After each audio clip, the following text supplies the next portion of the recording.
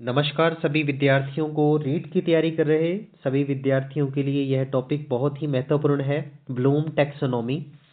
BS Bloom जो शिक्षण उद्देश्यों के निर्धारण के लिए जाने जाते हैं, इन्होंने जो शिक्षण उद्देश्य थे इनको 3 भागों के अंदर विभाजित किया था: ज्ञानात्मक, भावात्मक और क्रियात्मक। बीएस ब्लूम शिकागो यूनिवर्सिटी के प्रोफेसर थे और 1956 के अंदर इन्होंने यह काम किया था। 1956 के अंदर शिक्षण उद्देश्यों का विभाजन किया और 3 प्रकार के इन्होंने शिक्षण उद्देश्य बताए। पहला है ज्ञानात्मक, दूसरा है भावात्मक और तीसरा है क्रियात्मक।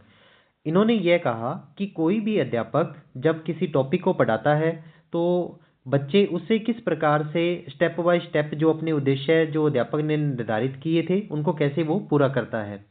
तो पहले जैसे ज्ञानात्मक उद्देश्य होगा, फिर भावात्मक उद्देश्य होगा और फिर क्रियात्मक उद्देश्य होगा। एक तस्वीर एक पीडीएफ में दिखाई दे रही है साइकिल की। अब एक बच्चे को आप इस साइकिल के बारे में बताते हैं, आपने उसको तस्वीर दिखाई और फिर उसको ये जानकारी करवाई कि ये साइकिल है और ये किस प्रकार से चलाने के काम आती है। तो बच्चे ने ये ज्ञान प्राप्त कर लिया, तो ये तो हो गया ज्ञानात्मक। अब इसके बाद दूसरा जो इन्होंने पक्ष रखा था वो था भावात्मक। अब बच्चा क्या करता है, उस साइकिल के प्रति कोई न कोई प्रतिक्रिया देता है। अब उस साइकिल को सीखने के लिए उसके मन के अंदर भाव प्रकट हुए कि मुझे ये साइकिल चलानी है, मुझे ये साइकिल सीखनी है, तो वो उसके प्रति प्रतिक्रिया दे रहा है। तो ये हो गया भावात्मक, यानी कि सीखने के प्रति वो इच्छा जाहिर कर रहा है कि मुझे साइकिल सीखनी है। तो ये हो गया भावात्मक पक्ष। अब तीसरा जो पक्ष आता है वो है क्रियात्मक पक्ष। अब जो उसने ज्ञान प्राप्त किया था, अब सीखने के प्रति इच्छा जाहिर कर दी, अब इसको वो क्रिया के रूप में सामने लेके आएगा, यानी कि अब इसको क्रियात्मक रूप में काम में लेगा, इसको चलाना सीखेगा, इसको चलाएगा और बार बार प्रयास करेगा। तो ये हो गया इसका क्रियात्मक पक्ष। ज्ञानात्मक में वो ये सीखेगा कि साइकिल कैसे है, इसका नाम क्या है, और भावात्मक में सीखने के प्रति प्रतिक्रिया दे रहा है और यहाँ पर ये सीख रहा है, गलतियां कर रहा है फिर सीख रहा है। ठीक है। इसके बाद बीएस ब्लूम ने जो ये पहला पक्ष था ज्ञानात्मक, इस पक्ष के और भी अलग अलग पार्ट इन्होंने बताए थे, यानी कि ज्ञानात्मक पक्ष को 6 भागों में इन्होंने विभाजित किया था। तो ज्ञानात्मक के 6 पक्ष हैं, इन 6 पक्षों को अभी हम देखेंगे। तो जो ज्ञानात्मक के अंदर इन्होंने 6 जो पक्ष बताए थे, इसके अंदर पहला जो पक्ष आता है वो है ज्ञानात्मक, दूसरा है अवबोध, तीसरा है ज्ञानोपयोग और चौथा है विश्लेषण और पांचवा है संश्लेषण और छठा है मूल्यांकन। तो इस प्रकार से ये यहाँ से, यानी कि ज्ञान इसका पहला पक्ष है, अवबोध दूसरा पक्ष है, प्रयोग तीसरा पक्ष है और विश्लेषण चौथा पक्ष है, संश्लेषण पांचवा पक्ष है और मूल्यांकन इसका है छठा पक्ष। ठीक है। ब्लूम ये कहता है कि ये जो ज्ञान है सबसे निम्नतम स्तर है, तो ये सबसे लोअर हो गया इसका, यानी कि ज्ञानात्मक पक्ष के अंदर सबसे निम्न स्तर कौन सा है, ज्ञान। ठीक है। और फिर धीरे धीरे करके ये बढ़ते जाएगा, उसके ऊपर अवबोध है, ज्ञानोपयोग, विश्लेषण, संश्लेषण और मूल्यांकन। तो सबसे ऊपरी स्तर यानी कि हाईएस्ट पॉइंट पे कौन है, मूल्यांकन। तो यहीं से 2 प्रश्न और बन गए कि ब्लूम के अनुसार जो ज्ञानात्मक उद्देश्य है इसका सबसे निम्नतम स्तर कौन सा है, ज्ञानात्मक का निम्नतम स्तर कौन सा है, ज्ञान। ठीक है। और सबसे उच्चतम स्तर कौन सा है, मूल्यांकन। ये तो हो गए एक आसान प्रश्न। जब इसके प्रति कोई हार्ड प्रश्न आएगा, थोड़ा कठिन प्रश्न आएगा, तो इसका एक क्रम पूछते हैं कि क्रम किस प्रकार से है, कि ज्ञान, ज्ञान के बाद आएगा अवबोध, अवबोध के बाद आएगा ज्ञानोपयोग, ज्ञानोपयोग के बाद विश्लेषण और फिर संश्लेषण और फिर आता है मूल्यांकन। ठीक है। तो इस प्रकार ये बढ़ते हुए क्रम में रहेंगे, सबसे ऊपरी स्तर पर मूल्यांकन और सबसे निम्न स्तर पर आता है ज्ञान। तो ये 2 आपने महत्वपूर्ण याद रखने हैं। यहाँ से प्रश्न आ सकता है कि ऊपरी स्तर कौन सा है, ज्ञानात्मक का ऊपरी स्तर, और सबसे निम्नतम स्तर कौन सा है, ज्ञान। तो ये बढ़ते हुए क्रम में होगी, इनका क्रम भी याद करना पड़ेगा। ठीक है। ज्ञान, अवबोध, प्रयोग, विश्लेषण, संश्लेषण और मूल्यांकन।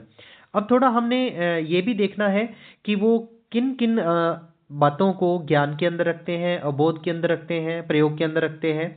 या अंत तक जो मूल्यांकन तक वो किन किन बातों को इसके अंदर ब्लूम ने रखा था। नेक्स्ट इसके बाद अब पहला जो ज्ञानात्मक का पक्ष था वो था ज्ञान।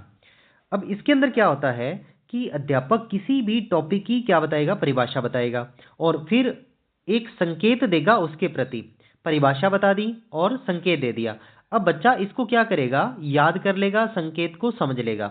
जैसे अध्यापक ने यहाँ पर एक चित्र दिखाई दे रहा है पेड़ का, तो इसको बता दिया, इसको परिभाषित कर दिया अध्यापक ने और इसके कुछ एक संकेत दे दिए। जैसे इस प्रकार से पेड़ दिखा दिया कि ये पेड़ है, ठीक है।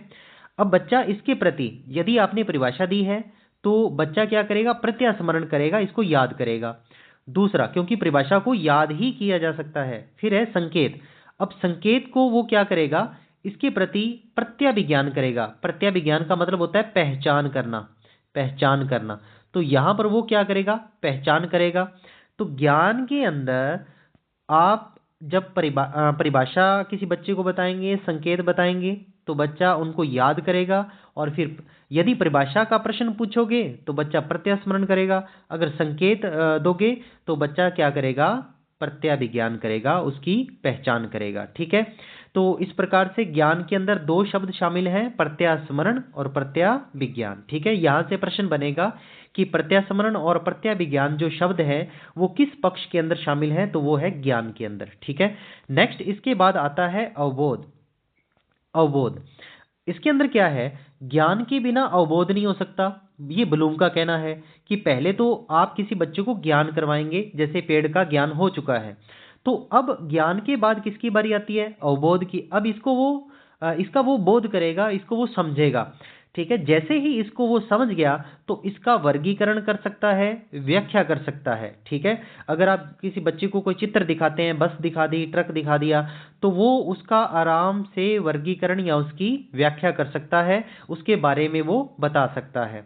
इसके बाद जो तीसरा पक्ष है वो है ज्ञानोपयोग। तीसरा जो पक्ष है वो कौन सा है, ज्ञानोपयोग।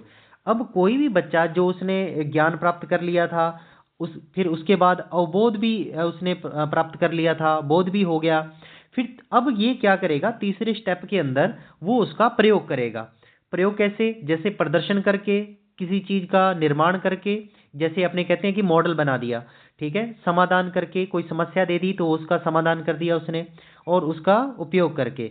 तो प्रयोग के अंदर बच्चा उसका कोई मॉडल बना सकता है। आपने पेड़ के बारे में बताया तो बच्चा समझ गया कि ठीक है ये पेड़ है, उसको बोध हो गया, ठीक है, इसको समझ पैदा होगी कि ये पेड़ है। फिर इसके बाद अब वो उस पेड़ का कोई मॉडल बना रहा है, उसको वो प्रयोग में ला रहा है। तो तीसरा पक्ष कौन सा हो गया, प्रयोग। तो इसके अंदर ये शब्द आ गए, प्रदर्शन, निर्माण, समाधान और उपयोग। फिर इसके बाद जो इसका अगला पक्ष है वो है विश्लेषण। अगला पक्ष कौन सा है, विश्लेषण करना। विश्लेषण का सीधा सा अर्थ लिया जाता है कि किसी भी चीज को टुकड़ों में बांटना। जैसे एक चित्र है आपके सामने, पेड़ का चित्र है, अब इसके अपने क्या करेंगे, टुकड़े करेंगे। टुकड़े कैसे, जैसे एक तना और फिर एक होगी जड़ और एक होगी इसकी टहनियां और फिर एक पत्तियां। तो ये होता है विश्लेषण। आपको कोई एक वस्तु दी गई है और आप उस वस्तु को अलग अलग पक्षों में बांट रहे हैं, ठीक है। तो उसी वस्तु को आपने अलग अलग टुकड़ों में बांट दिया, अलग अलग पक्ष देख लिए, ये तना है, ये जड़ है, ये तना है, ये टहनियां हैं और ये इसकी पत्तियां होगी।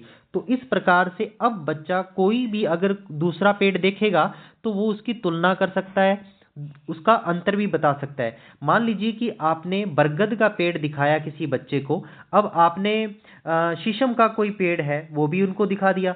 अब दोनों में अगर आपने अच्छे से बोध कराया है तो बच्चा जो है वो दोनों में आराम से बोध कर सकता है कि ठीक है कि इसकी पत्तियां इस प्रकार से हैं, इसकी पत्तियां इस प्रकार से हैं। तो वो किसी न किसी रूप में इनका अंतर वो कर सकता है। तो विश्लेषण के अंदर क्या आता है, तुलना और अंतर बताना, ठीक है। तो इसमें किसी भी वस्तु को अलग अलग टुकड़ों में क्या किया जाता है, विभाजित करके फिर अपने उद्देश्यों को पूरा किया जाता है। इसका अगला पक्ष है ज्ञानात्मक का, इसको बोलते हैं संश्लेषण। फिर आ गया संश्लेषण, ये इसका जो है वो पांचवा पक्ष आ गया, संश्लेषण। ये विश्लेषण का उल्टा है, इसके विपरीत है। यानी कि संश्लेषण विश्लेषण का विपरीत है। वहां पर हमने क्या किया था, किसी एक वस्तु को अलग अलग टुकड़ों में विभाजित किया था, जड़ें अलग कर दी थी, तना अलग कर दिया, पत्तियां अलग कर दी, टहनियां अलग कर दी। तो इस प्रकार से हमने इसको अलग अलग भागों में विभाजित कर दिया। परंतु इसके अंदर, संश्लेषण के अंदर क्या होता है, हम किसी भी विभाजित की हुई वस्तु को एकत्रित करते हैं, इकट्ठा करते हैं। जैसे आपने बच्चों को कुछ एक पत्तियां दे दी या टहनियां दे दी और फिर जो है एक तना दे दिया और कुछ एक जड़ें दे दी। तो अब आप बच्चे को ये बता सकते हैं कि आप इनसे कोई एक पेड़ का निर्माण कीजिए। तो फिर बच्चे ऑटोमेटिक ही उसको सभी चीज़ों को आपस में सेट करके जो है वो उसको संगठित करके एक पेड़ का रूप दे देंगे। ठीक है। तो जैसे आपने किसी बस का कोई मॉडल दे दिया बच्चे को, ठीक है, टायर अलग से दे दिए, उसकी बॉडी अलग से दे दी, या कुछ खिड़कियां जो थी वो अलग से दे दी, ठीक है, और चेयर जो थी अंदर वो सीटें जो थी वो अलग से दे दी। तो इस प्रकार से जो है वो आपने बच्चे को दे दी, तो बच्चे को आप बोलते हैं कि आप इनको जो है वो क्या कीजिए, संगठित कीजिए। तो बच्चा क्या करेगा, टायर लगा देगा और उसकी बॉडी जो है वो उसी प्रकार से, क्योंकि आपने ज्ञान के अंदर उसको दिखाया है कि बस इस प्रकार की होती है, जैसा कि पेड़ को दिखाया, तो बच्चा उसी प्रकार से जड़ों को, तने को या पत्तियों को वो संगठित कर सकता है। तो इसके अंदर कौन से शब्द रहेंगे, संगठित करना, एकीकृत करना, संबंध जोड़ना और तर्क करना। इसका अंतिम जो पक्ष है वो है मूल्यांकन। ये अंतिम पक्ष है। अब जितना भी आपने उस बच्चे को सिखाया था, ज्ञान के अंदर, बोध के अंदर, प्रयोग के अंदर जितना भी आपने उसको सिखाया था, अब बच्चा उसका क्या करेगा, मूल्यांकन करेगा। और ये इसका हाईएस्ट पॉइंट है इस पक्ष का, यानी कि ज्ञानात्मक पक्ष के अंदर सबसे उच्चतम बिंदु कौन सा है, मूल्यांकन। हाईएस्ट पॉइंट कौन सा था, मूल्यांकन, और सबसे लोएस्ट पॉइंट कौन सा था, ज्ञान। ठीक है। सबसे निम्नतम स्तर ज्ञान, सबसे उच्चतम स्तर जो है वो है मूल्यांकन। ठीक है। और इसके अंदर कौन से शब्द आते हैं, निर्णय देना और निष्कर्ष निकालना। ठीक है, दो शब्द आएंगे, क्योंकि अब वो सीख चुका है तो उसके बारे में वो निर्णय दे सकता है या निष्कर्ष निकाल सकता है, क्योंकि अब उसने ज्ञान भी प्राप्त कर लिया है, बोध भी हो गया, विश्लेषण भी हो गया, वो उसको तोड़ना भी सीख गया है, उनको संगठित करना भी सीख गया है, तो अंत में वो निर्णय देना भी सीख जाएगा। तो इस प्रकार से ब्लूम की जो टैक्सोनॉमी है उसका पहला पक्ष कंप्लीट होता है। जो पहला पक्ष था वो है ज्ञानात्मक के बारे में। ज्ञानात्मक के टोटल 6 पक्ष हैं। टोटल कितने पक्ष हैं, 6 पक्ष हैं, ज्ञान, अवबोध, ज्ञानोपयोग, विश्लेषण, संश्लेषण और मूल्यांकन। ठीक है। ज्ञान के अंदर प्रत्यास्मरण और प्रत्याभिज्ञान जैसे शब्द हैं, अवबोध के अंदर वर्गीकरण और व्याख्या जैसे शब्द हैं, और प्रयोग के अंदर प्रदर्शन, निर्माण और समाधान और उपयोग जैसे शब्द हैं। विश्लेषण के अंदर तुलना करना और अंतर बताना ये शब्द हैं, और संश्लेषण के अंदर आता है संगठित करना, एकत्रित करना या एकीकृत करना, संबंध जोड़ना या तर्क करना। और इसके बाद है मूल्यांकन के अंदर निर्णय देना या निष्कर्ष निकालना।